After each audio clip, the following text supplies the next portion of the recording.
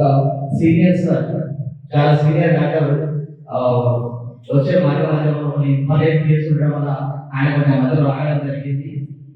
So ఆయన కూడా వస్తారు అనుకుంటున్నాను. యాక్చువల్ నేను తిరిగి క్లాసెస్ చేస్తుంది.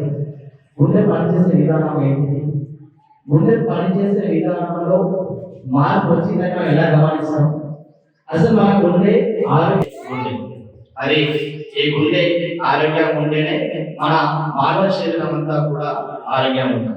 మనం మానసికంగా ఆరోగ్యంగా ఉండాలన్నా, శారీరకంగా ఆరోగ్యంగా ఉండాలన్నా, మన శరీరంలో ఉన్నటువంటి వివిధ అవయవాలన్నీ కూడా ఆరోగ్యంగా ఉండాలన్నా దాని మూల కారణం గుండె. మరి ఈ గుండె అంటే ఈ హృదయం ఏదైతే ఈ హృదయం ఉందో ఈ హృదయంలోని కొన్ని ఇంబ్యాలెన్సెస్, కొన్ని చేంజెస్, కొన్ని మార్పు